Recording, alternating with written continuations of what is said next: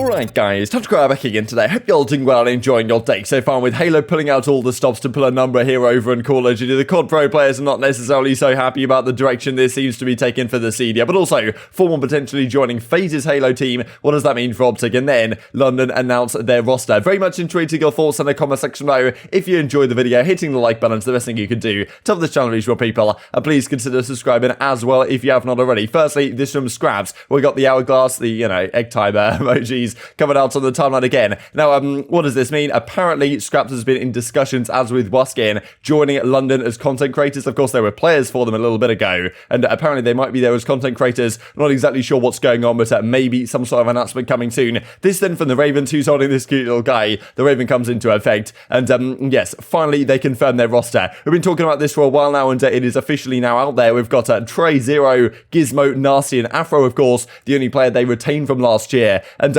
honestly, I think this, well, I have high expectations for this squad, because this SMG duo, like, there's a lot of good SMG duos in the league. Let's just put it like that. But Nasty and Afro on paper could be stunning, and I really like bringing Zero back into the team. Well, let's not forget that London team, which is a bit of a questionable squad, did manage to get top 4 at the Modern Warfare World Championship. Now, Gizmo and Nasty, of course, are pretty big question marks. Zero, can he recapture that form that he had when he was kind of the best player in the game for a time on the main assault rifle way back in Infinite Warfare? And of course, like, since then, he's also been a very solid player, very serviceable on many different roles as well. So that's kind of one of the things I like about this team, is that they're going to have no issues at all with the role dynamics. I mean, that 3-piece with Afro, from Afro on raid there, was just absolutely nasty. And well, speaking of nasty, this is the other SMG guy on the team. Now, that's the thing. Nasty has been a player that they've wanted to bring into London now for a couple of years. Couldn't get the visa stuff sorted out. Definitely been considered like the best player in European challenges for quite a while. And well, Afro is another guy in the same discussion. And we know what he did as soon as he came into the team at the latter half of Cold War. Really strong indeed. And I think people are expecting,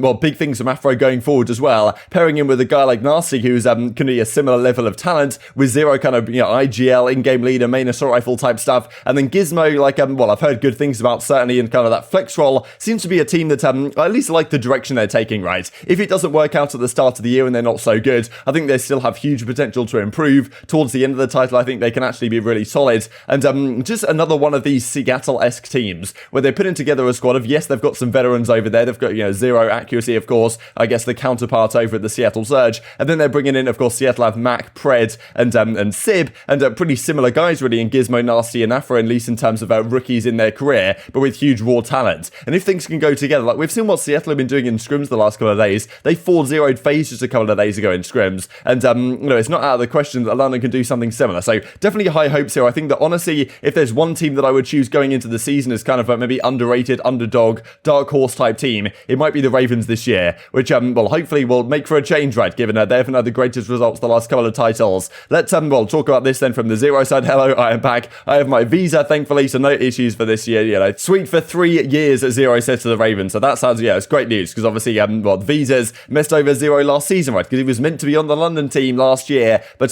due to visas, he couldn't get out there, and therefore they had to, well, basically sack him off. They've brought him back, which is great. This also from Gizmo, super excited as I get the chance to play in the CDL, well, representing London, all of the EU scene, showcasing some of the hidden and untapped talent there is in the region. Thought this is awesome as well in reply. I also like to add that with every loss we might take this season, if, of course, maybe they don't lose a single series, right, and they go like 45-0 or something, I'll be donating $200 to a charity in my bio at the end of the year, and hopefully it raises a bit more awareness towards the charity, and would always come, well, at least a win will come from a loss, which is really cool to see. But I guess he's hoping that he doesn't have to donate anything, right, and they win absolutely everything this year. But I thought it was a really nice gesture, to be honest. But well, let's talk about this Halo stuff then. So I don't have any plans yet to make a Halo channel and start talking about that scene. I did just start a Valorant channel recently, which is doing particularly well the last couple of days. But yeah, potentially I'll talk about Halo. I'm not sure still on the longevity of Halo, just because I have these recent titles have gone where, like, they have a lot of momentum at the start, and then after a couple of years it kind of falls off. At least the positive of Call of Duty is that we have great personalities, but also there's a new game every year, so at least the scene stays alive to some degree, rather than a bad title kind of ruining the scene for many a year. But of course, look, they've had many a year, to be honest, the Halo guys, to prepare this game, but still, they've come out and they've dropped it seemingly at a very good time,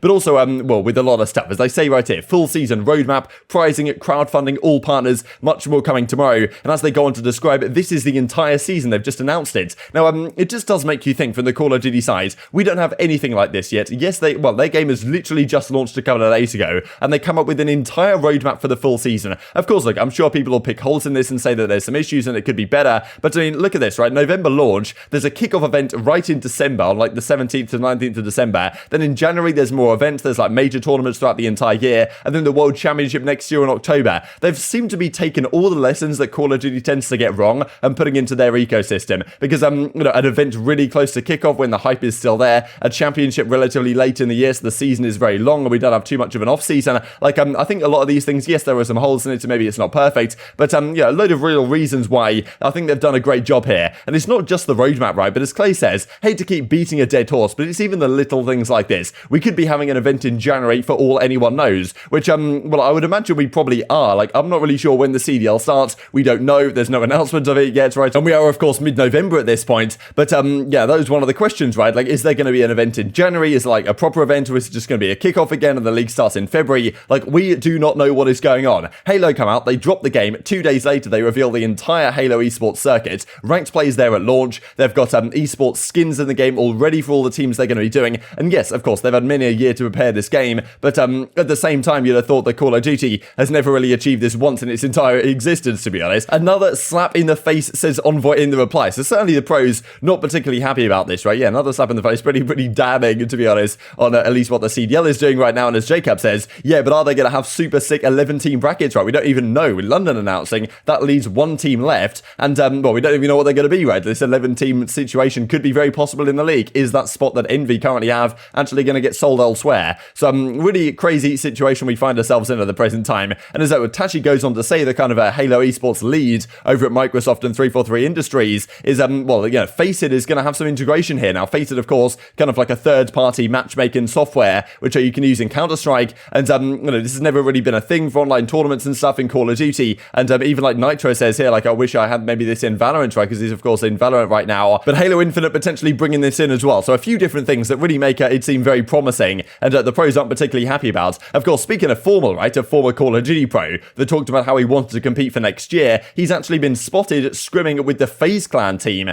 And, well, I'll just share this for you guys real quick on screen. I think something went down, which means that he's actually going to get a spot in this roster, which is pretty cool to see. So FormaL will be competing, it seems, for FaZe in the Raleigh Championship in December, which might spark a kind of comeback to competitive for him. Maybe if it reinvigorates his drive, he could actually make something happen. But going to be kind of interesting for FormaL to be part of Optic, Envy, and FaZe at the same time. Yeah. Okay. Yeah, we're in later strong ones. Oh wait.